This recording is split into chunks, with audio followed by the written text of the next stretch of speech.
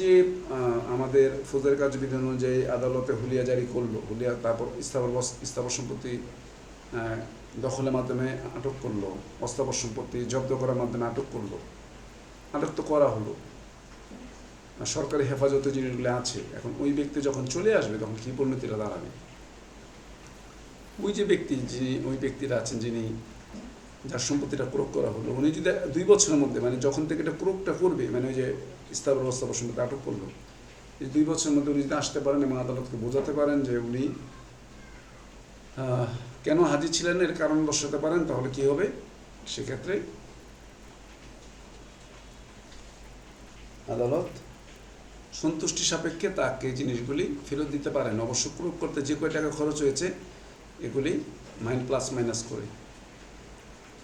2 number হচ্ছে, এমনও তো হতে পারে যে একজনের সম্পত্তি ক্রোক করতে যেয়ে পাশাপাশি আরেকজনের সম্পত্তি ক্রোক করে ফেলেছে।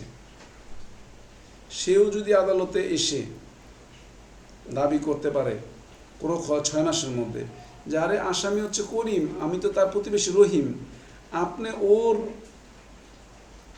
জিনিসপত্র ক্রোক করতে যে আমার সীমানার মধ্যে রাখা আমার এগুলিকে নিয়ে গেছেন কেন? এগুলি তো আমার। হয় না, অস্থাবর সম্পত্তি জব্দ করতে গিয়ে মনে করেছে ওই ঘরের মধ্যে যা আছে এগুলিও বোঝে করিমের, কিন্তু ওই ঘরের মধ্যে যা আছে, মানে খোলা জায়গায় যা রাখা আছে, যে বস্তাগুলি রাখা আছে বা যেগুলি বাইরে রেখে দেওয়া যায় এরকম জিনিসগুলি আছে, এগুলি রহিমের। তো রহিম ক্রোক 6 মাসের মধ্যে আসবে। আর মূল যেই যার বিরুদ্ধে এটা আদেশ হয়েছে উনি কত দিনের মধ্যে আসবেন? উনি আসবেন 2 বছরের মধ্যে এসে প্রমাণ করতে পারেন। কিন্তু কিন্তু লাইভটা কি বন্ধ করে রাখছেন? লাইভ চলছে, যে এই যে আপনার নাম উঠেছিল, আপনি লাইভে ঢুকেছিলেন, দেখাচ্ছে।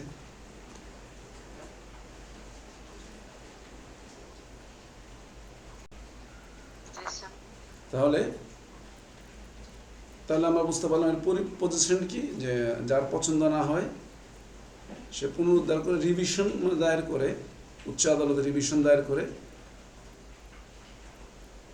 আদালতকে সন্তুষ্টি সাপেক্ষে করতে পারে। আদালত সন্তুষ্টি সাপেক্ষে এটা করতে পারে। আইন তাকে সে সুযোগ সুবিধাটা দিচ্ছে এবং দিবে।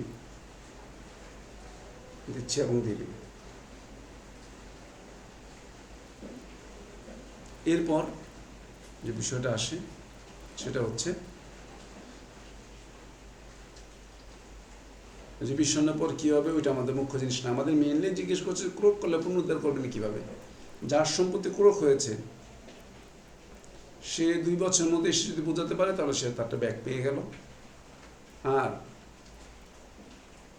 যদি তৃতীয় কোনো ব্যক্তিটা ক্রোক করে তাহলে সে 6 মাসের মধ্যে আদালতে আবেদন করবে যে আপনি তো ভুলক্রমে, আমি তো রহিম, আপনি তো করিমের সম্পত্তি বাজেয়াপ্ত করতে যে করিমের অস্থাবর নিতে গিয়ে আমারগুলি সহ নিয়ে গেছেন। ওখানে আরও বলা আছে, এই বিষয়টা আপনাদের বই গাইডে উল্লেখ নাই বোধ হয়, যে ওই ব্যক্তি 6 মাসের মধ্যে উনি যে আবেদন করলেন এরপর যদি আদালত না দেয় সে 1 বছরের মধ্যে মামলা করে দিতে পারবে, যা আমার জিনিস আমাকে দেওয়া হোক। এটা কার জন্য? তৃতীয় ব্যক্তির জন্য। যদি যে 6 মাসের মধ্যে আপত্তি করেছিল তার দরখাস্তটা নামঞ্জুর হলে সে 1 বছরের মধ্যে নিয়মিত মামলা করতে পারবে তার জিনিস পাওয়ার জন্য।